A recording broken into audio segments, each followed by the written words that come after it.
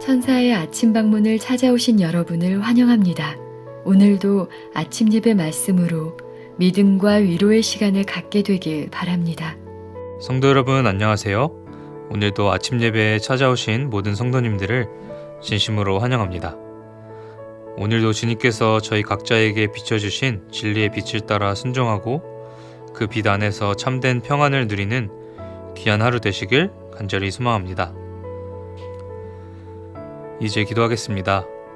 하늘에 계신 하나님 아버지, 오늘도 저희에게 하루를 선물하여 주심에 감사합니다. 이 시간 말씀을 듣는 저희 마음의 문을 열어주셔서 진리의 말씀이 온전히 새겨질 수 있도록 인도해 주시옵소서.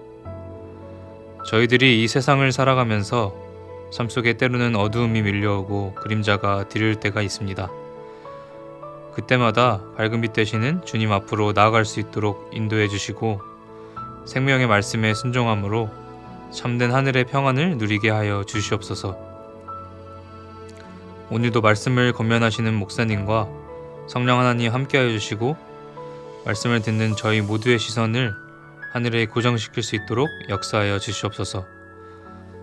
사랑 많으신 예수 그리스도의 이름으로 기도드립니다. 아멘. 안녕하십니까 성도 여러분. 오늘도 성령께서 저에게 귀한 말씀을 주셨습니다. 하나님의 말씀은 빛입니다.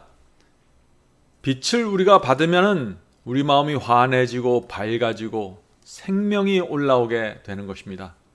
그런데 이상하게 어떤 그리스도인들은 진리의 빛을 받으면 마음이 무겁습니다. 정죄를 느낍니다. 마음이 답답합니다. 너무 힘들게 느껴집니다. 왜 그럴까요?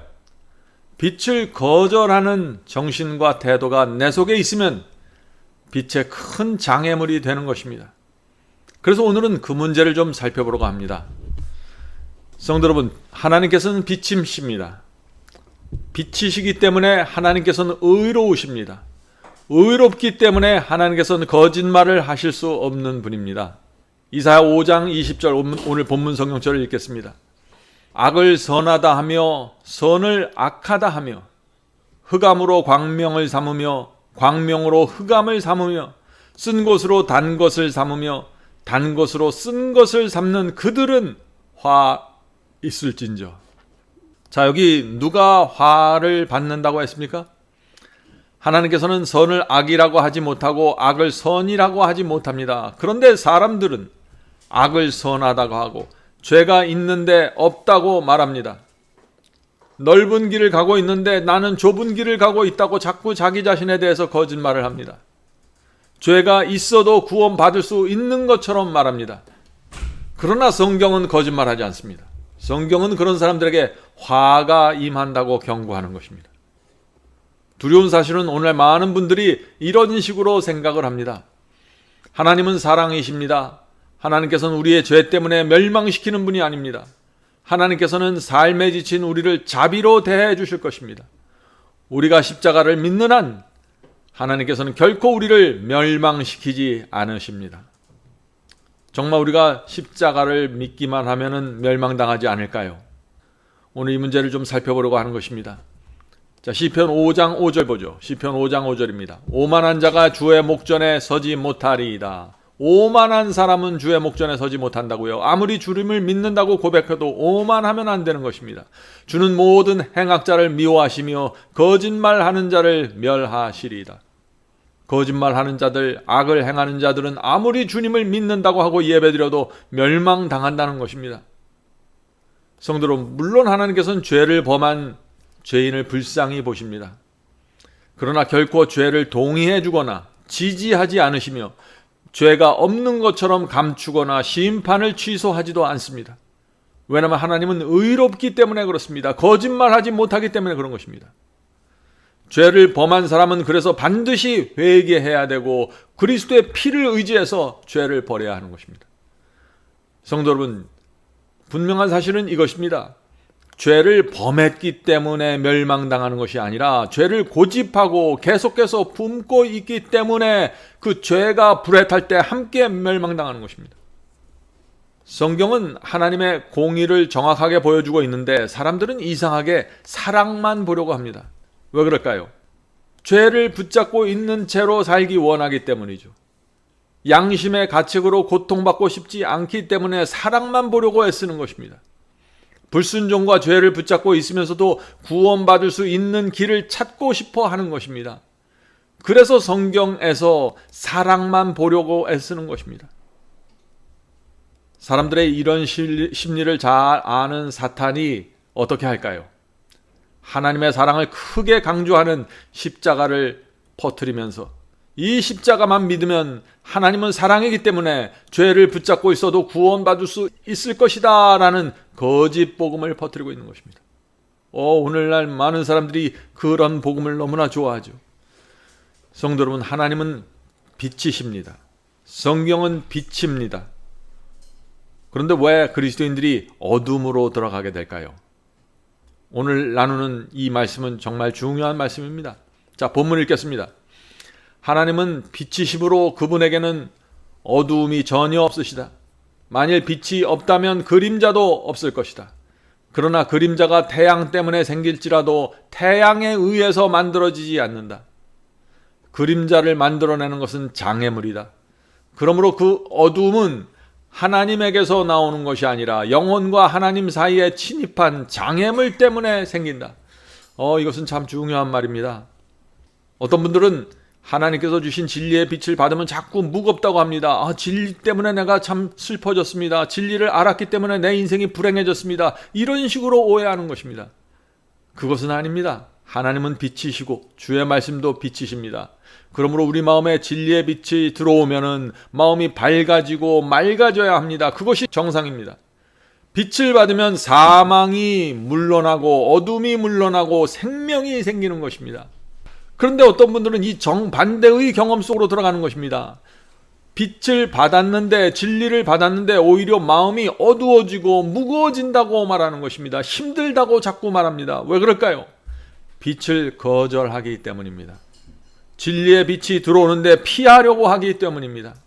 진리의 빛을 피하려고 하면 어떻게 됩니까? 빛이 오히려 마음에서 어두운 그림자를 만들어냅니다. 성도 여러분, 이 점을 오해하시지 말길 바랍니다. 빛 자체는 그림자를 만들어내지 않습니다. 그러나 마음에 빛을 거절하는 장애물이 있으면은 내 마음속에 그 장애물 때문에 그림자가 생기는 것입니다. 빛이 강하면 강할수록 장애물은 짙고 어두운 그림자를 만들어냅니다. 그림자를 만들어내는 것은 내 마음속에 장애물이 있다는 뜻입니다. 계속해서 본문을 읽겠습니다. 어두움은 하나님에게서 나오는 것이 아니라 영혼과 하나님 사이에 침입한 장애물 때문에 생긴다. 하나님께서 주신 빛을 무시하면 확실한 결과를 초래한다. 그것은 그림자 곧 주어진 빛 때문에 더 어두운 흑암을 만든다. 빛을 거절하면은 더 어두운 흑암 가운데 들어가는 것입니다. 자, 하나님과 영혼 사이에 있는 이 장애물이 무엇일까요? 그림자를 만들어내는 그 장애물이 무엇입니까? 하나님의 말씀과 진리를 거절하려고 하는 마음입니다. 하나님의 뜻보다 내 뜻을 높이려고 하는 정신입니다. 그런 사람은 진리의 빛을 받을 때 마음이 매우 어두워지고 무겁고 힘들게 느끼게 되는 것입니다. 양심의 가책을 느끼게 되는 것입니다. 그래서 빛을 싫어하게 되는 것이죠. 성도 여러분, 빛은 내 마음과 삶 속에 있는 어둠을 정확하게 드러냅니다. 무엇이 어두움이고 무엇이 죄인지 빛이 가르쳐 주는 것입니다. 그래서 사람들이 이 빛을 받을 때 힘들어하는 것입니다. 거절하고 싶은 충동을 느끼는 것이죠. 계속해서 본문을 읽겠습니다. 만일 사람이 빛과 증거로부터 돌이켜 사탄의 미혹하는 유혹에 굴복하면 그는 스스로 자기 자신의 불신의 장막을 치게 되어 빛이 어두움과 구별될 수 없게 만든다. 성도 여러분, 진리의 빛이 올 때 그것을 온 마음으로 받아들이지 않으면 마음에서 아주 이상한 일이 생기게 됩니다. 어떤 일이 생길까요? 진리를 거절하고 무시하고 싶은 핑계와 구실을 만들어냅니다. 성령께서 이것이 진리라, 이것이 하나님의 말씀이다 하는 확증을 내게 주셨어요. 진리를 동의했습니다. 그러나 그것을 거절하고 무시하고 싶은 핑계와 구실을 자꾸 만들어내려는 것입니다. 다시 말해서 빛을 거절하는 자기 자신을 정당화시키고 합리화시키는 일이 생기는 것입니다. 마음속에서 말이죠. 자, 그렇게 되면은 처음 진리를 받았을 때 느꼈던 그 감사와 기쁨을 잃어버리고 어둠 속으로 들어가게 되는 것입니다. 첫사랑을 잃어버리고 어둠 속으로 들어가는 것입니다. 자, 계속해서 본문 읽겠습니다. 더 많은 빛과 증거가 그에게는 오해를 낳을 뿐이다. 빛이 크면 클수록 무관심도 더 커질 것이다. 그것은 속임을 당한 영혼으로 하여금 어두움을 빛으로 진리를 오류로 칭하게 만들 것이다. 성도 여러분, 여러분이 진리를 거절하면은 성령께서 이것은 진리고 이것을 받아들이라고 말씀하시는데 그 빛을, 진리를 거절하면은 마음속에서 무서운 일이 생기는 것입니다. 어둠이 나를 지배하게 됩니다. 성도 여러분, 진리의 빛이 올 때 성령의 호소를 거절하면 어떻게 돼요? 빛을 어둠이라고 말하게 되고 어둠을 빛이라고 말하게 되는 것입니다. 참 이상한 일이 생기는 것입니다. 내 자신을 합리화시키고 정당화시키는 과정 속에서 빛이 어둠이 되고 어둠이 빛처럼 내 눈에 보이게 되는 것입니다. 저는 오랫동안 성경을 가르치면서 그런 분들을 정말 많이 보았습니다. 내 자신의 마음에 맞는 말씀을 배우면은 기쁨으로 받아들입니다. 이것은 정말 귀한 진리입니다. 그러고 받아들입니다. 그러나 자기 마음에 맞지 않는 진리가 오면, 내 삶의 개혁과 변화를 가져오게 만드는 그 진리가 오면은 그때부터는 얼굴이 어두워지고 이리저리 핑계를 대면서 거절하는 것입니다. 그런 사람들은 자신이 얼마나 무서운 미혹 속으로 들어갔는지 모른 채 진리의 빛을 거절하게 되는 것입니다. 성도 여러분, 하나님의 말씀이 올 때, 진리가 올 때, 특별히 내가 한 번도 들어보지 못한 새로운 빛이 올 때 내 자신을 철저하게 낮추고 말씀 앞에 굴복하지 않으면 사탄이 내 마음을 지배하고 끌어가는 것입니다. 이런 사람들이 오늘날 기독교에 너무나 많이 있는 것입니다. 자, 본문 읽겠습니다. 사탄은 사람들로 하여금 빛을 부인하도록 이끌기 위하여 끊임없이 일하고 있다. 곧은 길에서 곁길로 접어드는 것은 한 걸음에 불과하다. 하늘을 향한 곧바른 길을 가다가 옆길로 빠져나가는 것은 한 걸음만 실수하고 한 걸음만 빠져나가면 좁은 길에서 벗어나게 된다는 것이죠. 진리가 무엇인지 분명하게 알면서 다른 길을 가기로 선택하면 거기서부터는 사탄이 길을 인도함으로 빛은 완전히 어두움이 되고 어두움은 빛이 된다. 성도 여러분, 이런 지금 문제들은 전부 성령께서 이것이 진리다, 이것이 하나님의 말씀이다 라고 호소하고 알려주는데 거절하면서 시작되는 이 사탄의 역사입니다. 조심해야 되는 것입니다. 불신을 향해 마음을 여는 일은 위험한 일이다. 왜냐하면 그것은 마음에서 하나님의 영을 떠나게 하며 사탄의 제안을 받아들이게 하기 때문이다. 마음의 진리에 대한 의심과 불신이 생길 때 그것을 용납하고 받아들이면 무서운 결과를 갖게 된다. 성도 여러분, 사람들이 왜 진리의 빛을 거절할까요? 성령께서 이것은 진리라고 말씀해 주시는데 왜 그것을 거절할까요? 왜냐하면 그 진리를 받고 내가 순종하려고 하면 내가 불편해지기 때문입니다. 내가 손해봐야 되고 희생해야 되기 때문입니다. 그래서 이기적으로 빠져나가는 것입니다. 이 진리는 젖혀놓고 내가 다른 말씀에 순종해야지라고 생각하는 것입니다. 어떤 때는 진리 때문에 내가 다니던 교회까지 포기해야 됩니다. 그래서 이것이 하나님의 말씀이고 진리의 빛인지를 알면서도 외면하는 것입니다. 이것이 바로 빛에서 어둠으로 빠져들어가는 과정입니다. 성도 여러분, 그러나 진리의 빛을 거절하고 사는 것도 쉽지 않습니다. 그런 삶도 고통스럽습니다. 사도 바울도 진리의 빛을 거절해서 오랫동안 고통스러운 삶을 살았습니다. 사도 바울도 예수님의 그 순결한 생애를 보면서 성령의 음성을 들었고 큰 감동을 받았지만 계속해서 거절했습니다. 왜요? 그리스도 예수를 받아들이는 한 유대 교단으로부터 자기가 철저하게 배척당하고 출교당할 수 있기 때문이죠. 그래서 사도 바울도 굉장히 고민했던 것입니다. 자, 그 말씀이 사도행전 26장 14절에 나오죠. 사도행전 26장 14절. 사울아, 사울아. 자, 바울이 원래 갖고 있던 이름이 사울이죠. 사울아, 사울아, 내가 어찌하여 나를 박해하느냐. 지금 예수께서 사울에게 말하는 것입니다. 네가 어떻게 나를 박해하느냐. 가시채를 뒷발질하기가 내게 고생이니라. 성령께서 사울의 마음을 감동시켰습니다. 성령께서 진리의 빛을 받아들여야 한다고 말씀하셨고 지금 내가 가는 길은 잘못되었다고 말씀하셨습니다. 지금 네가 핍박하는 예수님은 하나님의 아들이야 라고 말씀해 주셨습니다. 지금 네가 핍박한 것은 나사렛 예수는 구약 성경이 말하고 있는 바로 그 메시아라는 그 말씀을 주셨습니다. 그러나 사울은 그 성령의 음성을 거절했습니다. 계속해서 뒷발질로 성령의 음성을 걷어찼습니다. 양심이 너무나 불편했고 마음이 아팠지만 거절했습니다. 제자들을 핍박했습니다. 이것이 사울의 고통이었습니다. 자, 계속해서 본문 읽겠습니다. 사람이 무엇이든지 심든지 그대로 거두리라. 갈라디아 6장 7절. 하나님은 그 누구도 멸망시키지 않으신다. 멸망하는 사람은 모두 스스로 선택한 결과이다. 성도 여러분, 이거 정말 중요한 말씀입니다. 당자는 아버지가 내보낸 것이 아닙니다. 당자는 자기 스스로 결론을 내고 스스로 선택해서 아버지를 떠나간 것입니다. 그가 다시 아버지께로 돌아오기 전까지 그는 구원받을 수가 없는 것입니다. 자, 계속해서 읽어보죠. 멸망하는 사람은 모두 스스로 선택한 결과이다. 사람이 성령께서 주시는 양심의 가책을 짓누르고 외면할 때 그는 불신의 씨를 심게 되며 이것은 심판대 앞에서 정죄의 수학을 거두게 된다. 마지막으로 잠언 1장 30절부터 33절 말씀 읽겠습니다. 나의 교훈을 받지 아니하고 나의 모든 책망을 업신여겼습니다. 하나님께서 주신 교훈과 교리와 책망을 업신여기는 자들 위험한 것입니다. 그러므로 자기 행위의 열매를 먹으며 자기 꾀에 배부르리라. 어리석은 자의 퇴보는 자기를 죽이며 미련한 자의 안일은 자기를 멸망시키려니와 오직 나를 듣는 자는 안연히 살며 재앙에 두려움 없이 평안하리라. 어떤 사람이 평안하여? 하나님의 말씀을 듣는 자입니다. 하나님의 성령의 감동을 받고 마음의 평강을 누리고 사는 자들입니다. 성도 여러분, 심은 대로 거두고 뿌린 대로 거두는 것이 성경의 원칙입니다. 모든 사람은 하나님의 말씀을 무시하거나 거절한 태도에 대해서 그래서 반드시 심판을 받는 것입니다. 그러므로 진리의 빛이 올 때, 새로운 빛이 나타날 때 조심해야 됩니다.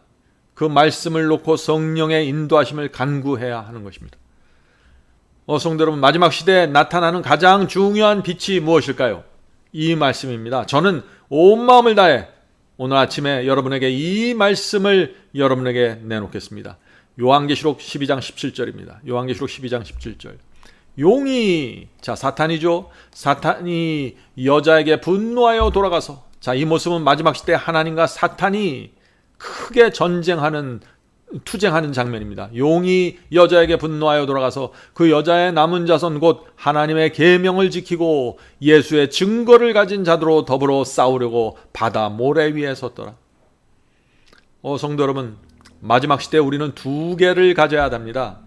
첫 번째, 예수의 증거를 가지고 있어야 됩니다. 내 삶 속에, 내 성품 속에 예수의 증거가 있어야 되는 것입니다. 내가 예수님을 믿는다는 증거 말이죠. 두 번째는 하나님의 계명을 지켜야 됩니다. 믿기만 하면 되는 것이 아니라 하나님의 계명을 지켜야 되는 것입니다. 하나님께서는 계명을 지키는 성도들을 지금 마지막 때가 되면서 불러 모으시는 것입니다. 왜요? 용과 싸우는 한 무리의 군대를 원하는 것입니다. 그들을 바로 요한계시록은 여자의 남은 무리라고 말하는 것입니다. 성도 여러분, 계명을 지킨다고 해서 율법주의가 되는 것이 아닙니다. 계명을 지킨다는 것은 하나님의 말씀에 충성한다는 것입니다. 하나님과 사탄의 전쟁에서 내가 하나님의 편에 서서 충성한다는 것입니다. 왜 이 계명을 지키는 자는 충성할까요? 하나님의 은혜가 너무나 커서 그의 사랑이 나를 강권하기 때문에 그분의 말씀과 계명을 도무지 거절할 수 없는 것입니다. 사도 요한은 바로 그런 성도들이 마지막 시대에 나타나서 하나님의 편에 서게 될 것이라고 말하는 것입니다. 그리고 그들을 여자의 남은 자손이라고 부르는 것입니다. 성도 여러분, 의의 길로 여러분을 인도하는 복음이 들려올 때, 참된 회개와 거룩함으로 인도하는 말씀이 들려올 때, 또 말씀에 순종하라는 복음이 들려올 때 조심하십시오. 의의 기별이 들려올 때 양심 깊은 곳에서 들려오는 성령의 음성을 놓치면 안 되는 것입니다. 성령의 음성을 듣고 따라가십시오. 성경 말씀을 펼쳐서 확인해놓고 따라가십시오. 자, 마지막으로 제가 영성교실의 교재로 사용하는 책 예수께 가는 길 47, 48페이지에 있는 글을 읽겠습니다. 선과 성결에 대한 욕망은 좋기는 좋으나 그것으로 그친다면 그것은 아무 소용이 없다. 오늘날 많은 사람들이 선하게 살길 원하고 성결한 삶을 원합니다. 그러나 거기서 그치면 소용이 없다는 것이죠. 많은 사람은 그리스도인이 되려고 희망하고 소원만 하다가 멸망에 들어가게 될 것이다. 저들의 마음은 저희 마음을 하나님께 바치는 데까지 이르지 않는다. 저들은 지금 그리스도인이 되기를 결정하지 않는다. 많은 사람들이 참 나도 참 선한 그리스도인이 되겠다, 순종하는 그리스도인이 되고 싶다, 하나님께 충성하는 그리스도인이 되고 싶다라고 말들을 많이 하고 그런 소원을 실제로 갖고 있습니다. 그런데 그렇게 되기로 결정하지 않는다는 것입니다. 제가 아는 많은 분들이 실제로 수년 동안 결정하지 못한 채 머뭇거리고 있는 것입니다. 그렇게 머뭇거리다가 많은 사람들이 빛을 어둠이라고 하고 어둠을 빛이라고 하면서 빠져나갔습니다. 저는 그런 분들을 볼 때 두려움을 느낍니다. 자, 계속해서 읽겠습니다. 그대들이 진리와 의를 붙잡고 선택할 때 생애에는 전적인 변화가 생기게 될 것이다. 자, 언제 변화가 생기는지 잘 보세요. 그대들의 의지를 그리스도께 바침으로써 그대들은 정사와 권세를 초월한 능력자 하나님과 연결된다. 하나님과 연결되어야만 위로부터 능력을 얻게 될 것이다. 그렇게 해야만 새로운 생애, 곧 믿음의 생애를 살 수 있게 될 것이다. 성도 여러분, 이 믿음의 생애를 살 수 있는 방법이 무엇인가요? 진리가 오고 의의 기별이 올 때 그것을 붙잡고 선택해야 됩니다. 선택할 뿐만 아니라 내 의지를, 내 마음을, 내 뜻을 그리스도께 바치는 것입니다. 그렇게 될 때 우리가 하늘의 하나님과 능력의 하나님과 연결되는 것입니다. 그럴 때 성령께서 내 의지를 붙잡아 주시고 내 순종을 받아 주셔서 새로운 생애, 믿음의 생애를 살 수 있도록 끌어가시는 것입니다. 성도 여러분, 진리에 굴복하지 않는 한, 순종하지 않는 한 아무 일도 일어나지 않을 것입니다. 거듭남도 변화도 생기지 않을 것입니다. 하나님의 말씀과 진리에 순종하지 않으면서 하나님을 사랑합니다, 주님을 믿습니다 라는 이런 고백들이 무슨 소용이 있을까요? 성도 여러분, 우리는 순종의 복음으로 들어가야 합니다. 거기에 안전이 있고 구원이 있고 하나님께서 주시는 평강이 있습니다. 그런 복음을 통해서만 하나님의 빛이, 진리의 빛이 내 속에 들어와서 내 마음과 내 생애를 환하게 만들어주는 것입니다. 부디 성령께서 눈을 열어주셔서 빛을 보게 해주시고 진리를 진리로 바라보게 인도해 주시길 간절히 바랍니다. 이제 기도하겠습니다. 하늘에 계신 저희들의 아버지, 저희들이 수많은 빛을 받았지만 그 빛의 가치를 보지 못하고 정말 이 빛이 무엇인지 깨닫지 못해서 어둠 속에 남아있을 때가 참 많이 있었습니다. 하늘에 계신 아버지, 이 시간에 저희의 눈을 열어주시고 마음을 열어주셔서 빛이 들어올 때 저희의 마음속에 있는 장애물이 혹시 있다면 그것이 무엇인지 볼 수 있도록 도와주시옵소서. 하나님의 말씀과 진리 앞에 우리 마음속에 있는 장애물을 내려놓고 말씀을 있는 그대로 받아들일 수 있도록 도와주시옵소서. 하늘에 계신 아버지, 주의 영이, 주의 말씀이 성령이고 생명입니다. 주의 말씀을 받는데 저희의 모든 것이 걸려 있습니다. 주여, 하나님의 말씀이 내 속에 들어오셔서 오늘 기도하는 성도들 모두에게 들어와서 말씀이 내 속에 있는 장애물들을 제거하고 밀어내고 생명을 만들게 도와주시옵소서. 오늘 하루도 저희와 함께 하여 주시고 예배드리는 성도 위에 하나님의 은혜와 자비가 함께 하여 주시옵소서. 예수님의 이름으로 간절히 기도드립니다. 아멘. 성도 여러분, 마지막 사명에서는 아침 예배 채널을 유튜브에서 별도로 운영하고 있습니다. 아침 예배 채널에서는 매일 새벽 4시에 예배 영상이 올려지고 있으며 특별히 아침 9시에 예배가 진행됩니다. 아침 9시 예배가 아침 예배 채널의 독특한 특징입니다. 원하시는 분들은 유튜브에서 아침 예배 채널을 별도로 구독 신청하여 주시면 저희와 함께 아침마다 예배 드릴 수 있습니다. 매일 아침마다 하나님의 말씀으로 저희 모두가 주 앞에 나와 예배 드리는 신앙으로 함께 나가게 되길 간절히 바랍니다. 감사합니다.